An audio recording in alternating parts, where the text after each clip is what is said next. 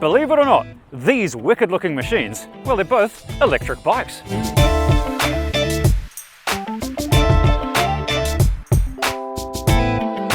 Yes, you join me here in beautiful Mount Maunganui. The weather is beautiful, the sun's shining, the birds are posting on X. They're not tweeting anymore, we can't use that.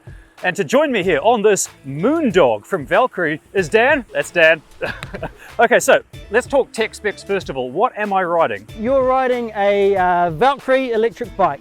So Valkree electric bikes come out of Byron Bay, Australia. They're founded in 2012 by a Japanese-Australian surfer called Terumi.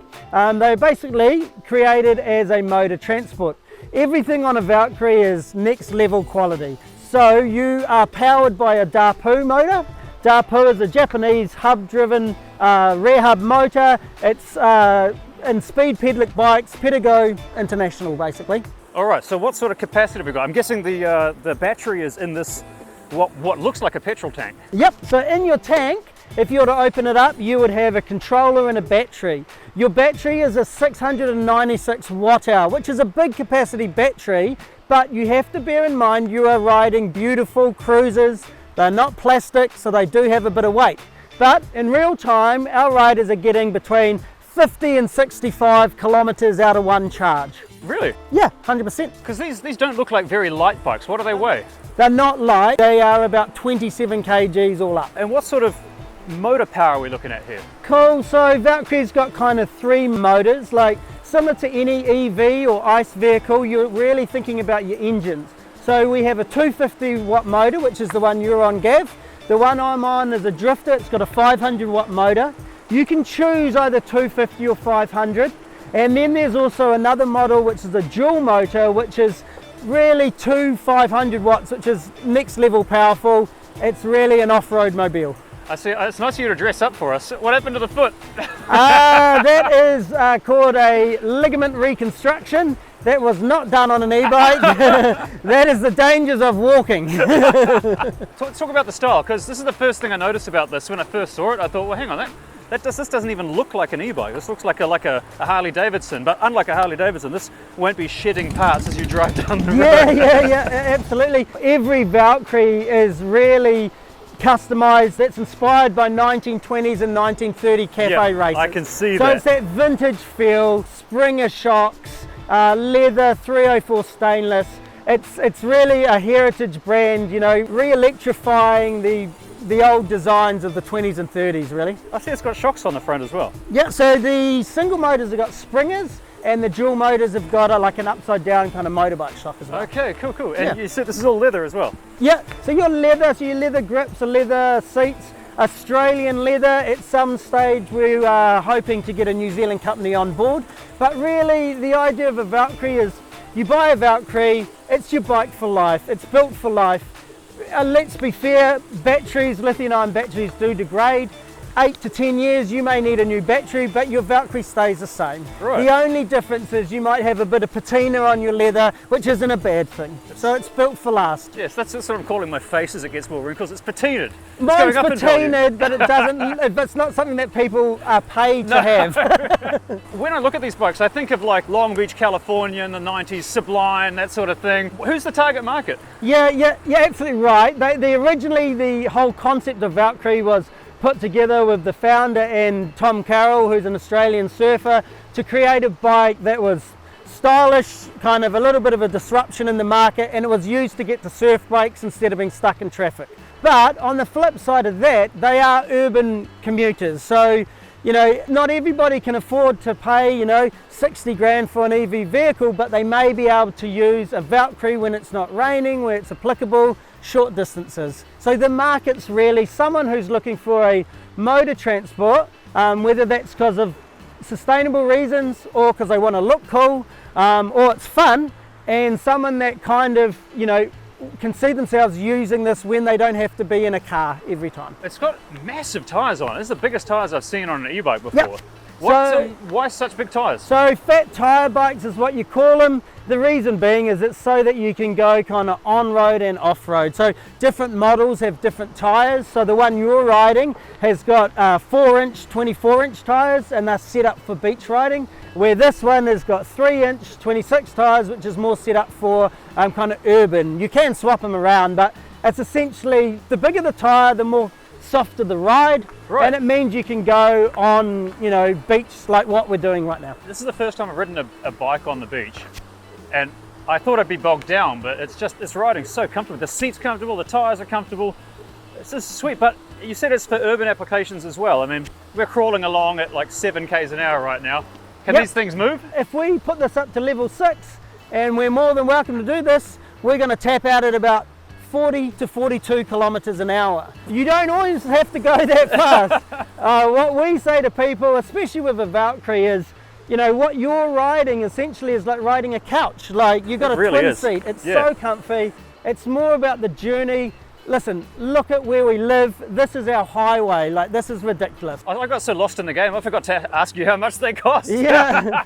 Well, we've tried to keep them as reasonable as we can. You know, these are pretty like high-end manufactured, but for the one you're riding is $4,999, so $5,000. If you were to upgrade that to a 500 watt motor, it's $5,500, $499. That's the same as mine. So your motors will dictate your price. Most people are fine with a 250 watt when they live in places like the Mount or Tauranga, where it's not too hilly. If you were going to put 2 people on your bike, which you can do easily, and if you're in Wellington with hills, or even in Auckland and hill, you want to go to the 500. Same top speed, but getting from A to B up a hill, you're going to be a lot faster. How many speeds has it got on it? How many gears have we got? From a gear point of view, you've got Shimano cassettes, you've got 8 gears, which is pretty standard for a bike like this. You've got 6 levels of assist, so your power. So we're on level 1 now, so we're only going 8, kilometers an hour. If we were to tap this up to level 6, we would then, cap out at about 40 to 42 kilometers an hour, depending on how fast or how hard you're pedaling. Just for fun. Yeah, let's do it. Let's crank it up. Okay, right, chuck it up on 6 and hold on, brother. Sure, we're up. Crikey. Oh, wrong gear. Okay, now we're at Put your gears down. Far out. 30, 32. You probably can't hear a thing on the microphone. Look at that, 42 k's an hour. Woo! This is faster than Auckland traffic. Woo! Woo! Far out. What'd you hit? I got to 42. There you go. So 40 to 42. If you're lighter, you'll get the 42. So well done on the lightness. Turn the power down. Easy, Tiger. Yeah. So really, like you're using that level 4, 5 and 6 when you've got big hills, or if you're urban commuting and you want to go to A to B fast and there's no one in front of you. And when people say how much are you going to get out of a battery, you've got to realise if you're riding this on level 1, you'll get close to kind of 90 kilometres. Right. But if you're level 6, you'll get more that 50 kilometres. Right, that's still quite a lot. Yeah, and we know that because that's what our customers do. They commute and they get about 52 to 62 kilometres, but they're riding at full noise. I can just stop pedaling, like I'm not even pedaling right now. Yep. My legs aren't even moving. Yep, you have a throttle option as well. Using the throttle on my left hand which means that you can start and stop whenever you want. It's just for ease, it's for comfort. If you were to only ride them with the throttle, no one's ever tried it as a full battery, but I'd envision you'd get about probably 30 k's because you're doing nothing basically. Right. I love it. Yeah. I don't know what to expect, but I absolutely love this thing. I love the seat as well, because you can fit 2 people on this, right? Yes, I ride the Moondog with the 2-seater. My boy who's 6, I take him to school in the morning. It's got foot pedals on the back. He practices his left and right, sees my indicators. It's amazing. It's what I envision is like families will have a Valkree in their garage. They still have cars, they still have trucks, but why go to the dairy in your car and you take your kid on the back, shoot down, drop them off, head back. Like every time I ride an e-bike, I feel kind of like I'm in the Matrix, because like in a car, and I love cars, you watch my videos, I love cars. Yeah, I love cars too. But when you're riding an e-bike, you haven't got petrol bills, you haven't got road user charges, you haven't got congestion charges. You just go past all the traffic sitting there idling. It's like you've got cheat codes on life. Yeah. It feels illegal. Yeah, to me it's like a common sense, right? Like you can get 100 Ks for 10 cents out of one of these. So far out. You're going to have, you know, your maintenance cost is about a service once a year, which is about $140. You might get a chain and a cassette changed every kind of 3 to 5 years. There's also a massive factor about mental health as well. Like you get on one of these, had a stressful day at work, you forget about your day at work. No one likes being stuck in traffic. Okay, well, speaking of stuck in traffic, what's this thing like on the road? Well, we're gonna go hit the road and I'm gonna hit some roadworks, hit some cones, just to show you that it's actually not that bad. Okay, see you on the road. We've made it onto the road now. We're riding amongst the cars. I've moved on to the other bike. What's this one called? That's called the Drifter. So the Drifter's the bigger frame. Doesn't have the bench seat, but does have a beautiful leather saddle. It's super comfy. Interesting enough, the Drifter's like Jason Momoa has 5 of those ones. He's got 5 of these? Yeah, he's a big guy. Mate, he'll need 5, wouldn't he? He's huge. Yeah, he's a big guy. They've got quite a big kind of celebrity following at Vallkree. So you got like Kelly Slater, Momoa, Tash Sultana, a lot of Roxy surfers and Aussie. 2 amazing Kiwis, so we got Tiki Tane and P-Diggs as well down in the South Island. I've got to say, this ride's pretty smooth, considering it's got to be the big tyres. Yeah, so like they are built for, you know, on-road and off-road. If you want to go super off-road, you can really lower the pressure in your tyres. Okay. And if you want to go on-road, you put more pressure in it. Can you use these in hilly cities like Auckland or Wellington? 100%. So if you're going to go kind of urban and hilly, you'd go. Line up for the smoky, smelly combustion vehicle. I love the ice. You'd go for the 500 watt. To give you an idea, I've gone up the Ohupi Hill from Whakatane, which is a big hill, and sat on 40 k's an hour going up that hill with a 500 watt motor. What about the climate? Because, you know, I've been to Wellington and it can rain occasionally, believe it or not.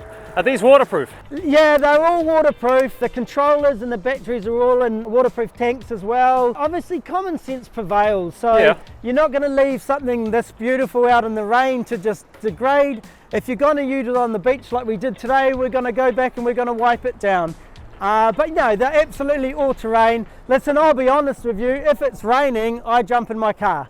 I'm not a die-hard. So you're not a masochist. We're going to do a bit of navigating, so it gives you an idea of when people design cycleways, they do parts of them really good, and then when we come to roundabouts, they merge us in with traffic. When you're in a safe area like this, it's wicked. Yeah. But when you're combining it, you know, and we are getting there in New Zealand, but we are so far behind the rest of the world, to be honest. Whatever your viewpoint is, my thing is, like, no one wants to be stuck in traffic. So, you know, more people on bikes, scooters, walking, running, Amish bikes, it's less people in traffic jams. It blows me away how far these bikes have come, because I remember my first e-bike when I used to live in Europe. It was the first one, and it was sort of, you know, it was very functional. Yeah. But it wasn't cool. These are cool, you know, like, and the amount of looks we've got.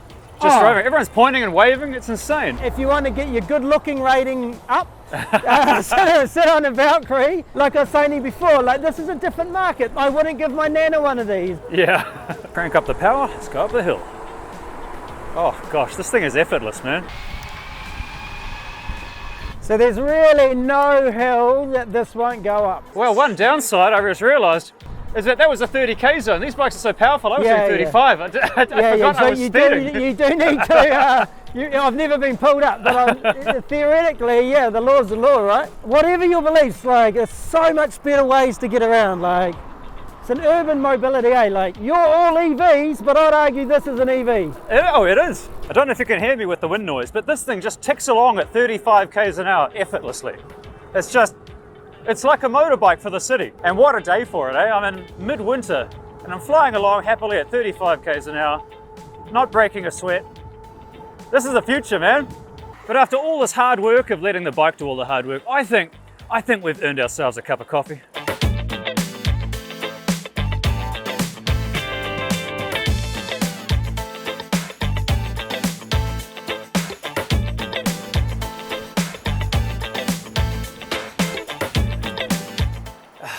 And there you have it.